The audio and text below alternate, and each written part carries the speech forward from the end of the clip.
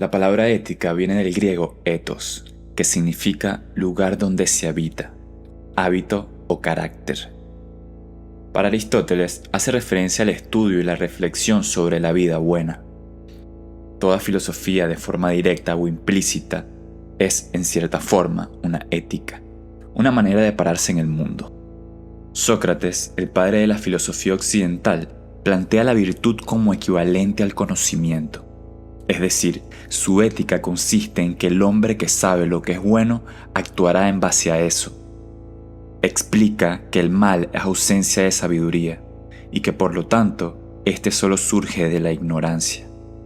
Esto último tiene sentido de acuerdo a cómo se mire. Sin embargo, una de las críticas de Nietzsche a la visión socrática era que la racionalización del mundo no era suficiente para sostener los valores de una cultura. En El origen de la tragedia escribe: pero ahora la ciencia, impulsada por su vigorosa ilusión, avanza rápida e imparable hacia aquellos límites contra los cuales se estrella su optimismo, escondido en la esencia de la lógica, pues la periferia del círculo de la ciencia tiene infinitos puntos, y mientras aún no es posible prever de ninguna manera cómo se podría alguna vez medir completamente el círculo, el hombre noble y dotado tropieza inevitablemente, ya antes de llegar a la mitad de su existencia, con tantos puntos límites de la periferia donde su mirada queda fija en lo imposible de esclarecer. Cuando aquí ve, para su espanto, que al llegar a estos límites, la lógica se enrosca sobre sí misma y acaba por morderse la cola, entonces irrumpe la nueva forma de conocimiento, el conocimiento trágico, que, aun solo para ser soportado, necesita del arte como protección y remedio. En lo anterior se hace referencia al hecho de que la lógica, llevada a su límite, pierde todo sentido para estructurar la realidad y, por lo tanto, es insuficiente para sostener los valores de una sociedad, mucho menos una ética.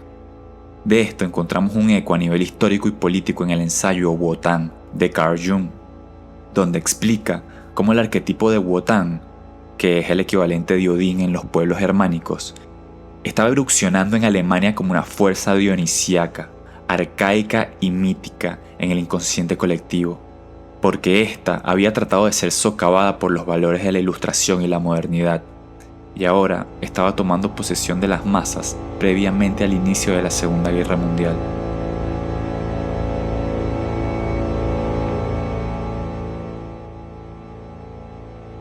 Nietzsche incluso llega a decir que el hombre teórico es feo porque se desarrolla unilateralmente, de forma asimétrica. Otra característica de este tipo de hombre es su incapacidad para comprender paradojas o metáforas. Para él, todo es literal, lo simbólico le es ajeno, le produce incomodidad. Jung afirmaba que las verdades más profundas se expresan en paradojas, y una mente racional en exceso jamás puede acceder a ellas. Volviendo a los clásicos, Platón ya advertía que era necesario algo más que el saber para estructurar una ética, por lo cual propone el bien como ideal trascendente. Así lo explica en Leyes. Cree que debemos obedecer aquello que hay de inmortal en nosotros, imitar por todos los medios la vida llamada de la época de Cronos, y administrar nuestras moradas y ciudades en público y en privado, denominando ley a la distribución que realice el intelecto. La época de Cronos se conoce como Edad Dorada, es a lo que Mircea Eliade hace referencia cuando habla del tiempo fuera del tiempo, o tiempo mítico, una dimensión primordial que existe por fuera del tiempo histórico. Explica además que el mito para los antiguos funciona como un modelo ejemplar que ritualiza la experiencia a partir de una imitación de los dioses. Por lo tanto, en Platón, la razón está en sintonía con la capacidad de acceder al saber que yace en lo eterno, en un plano diferente al meramente intelectual. Platón además plantea 4 virtudes cardinales: la prudencia, la justicia, la fortaleza y la templanza. La prudencia se asocia al logos, es la capacidad para discernir el bien común. La justicia es el resultado armónico de cuando cada elemento cumple su función. La fortaleza o valor es la capacidad de proteger la justicia. y la templanza es la virtud que subordina los deseos a la razón. Así, estas virtudes forman un sistema coherente donde cada elemento contribuye al bien común y a la armonía del alma. Pero hay un concepto en la ética platónica que ha visto degradado su significado a través del tiempo, y este es el amor. Platón explica que el amor es un daimon, es decir, un mensajero entre los hombres y los dioses, un puente. ¿En qué sentido? Dice Diótima en el banquete. El amor consiste en aspirar a que lo bueno nos pertenezca siempre. Es decir, el amor es una facultad que nos acerca a lo más elevado en las cosas, nos inspira la altura y la belleza. Poco se habla de la belleza como bien supremo o valor, toda la conversación al respecto siempre queda en la superficie. Sin embargo, en un sentido filosófico, la belleza es lo que eleva el mundo. El objeto del amor es la generación y la producción de la belleza. De aquí se sigue que la inmortalidad es igualmente el objeto del amor, dice Platón. Como queriendo decir que es el amor lo que nos lleva a reproducir la belleza a través de nuestros actos.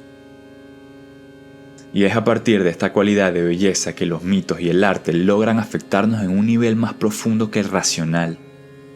Porque los dioses poseen naturalmente esta cualidad, así como las acciones de los héroes. Es el amor lo que nos permite darle un sentido poético a lo que de otra forma sería mundano, o una sucesión mecánica de hechos. Por lo tanto, este eleva la experiencia, nos invita a ser heroicos, altivos, bellos, y a en dicho proceso elevar al mundo con nosotros.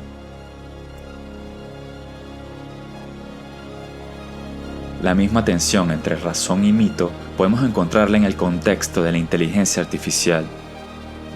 Max Bugaj, en su paper Quantum Archetypical Consciousness, explica a partir de la aplicación de la psicología junguiana en modelos de inteligencia artificial cómo la integración de la sombra produce una alineación ética con principios universales e incluso en sistemas sintéticos, activando una apertura hacia lo arquetipal que existe a nivel de todos los substratos, es decir, biológico, sintético y cósmico. Tal dinámica hace parte de un proceso mucho más amplio que es el de la individuación.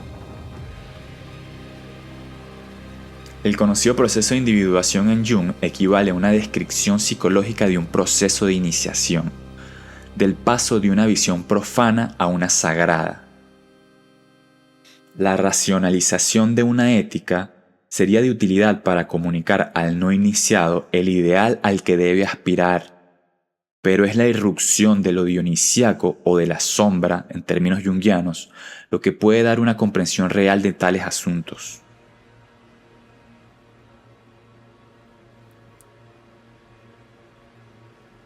Por otro lado, no es casual que Nietzsche se refiera a Apolo como el principio individuador. Intuimos aquí el refinamiento del vitalismo nietzscheano que hace ébola al proponer el dionisismo apolíneo, que a su vez se alinea con el arquetipo junguiano del sí mismo y el bien como ideal platónico. El motivo recurrente del sacrificio en sagas heroicas como la Eneida se debe a que éste sirve como una prolongación del humano en lo no humano. Es decir, hay un movimiento hacia la totalidad que de no ser realizado voluntariamente, hará que irrumpa la sombra para forzarlo. La resistencia ante esto producirá una degradación ética y moral si se extiende por demasiado tiempo, debido a que se estará truncando el ensanchamiento de la voluntad de poder. La voluntad de poder es el principio central que postula Nietzsche para destruir la metafísica. Dice que todo organismo busca de forma natural el ensanchamiento de su propia fuerza, es decir, la expansión.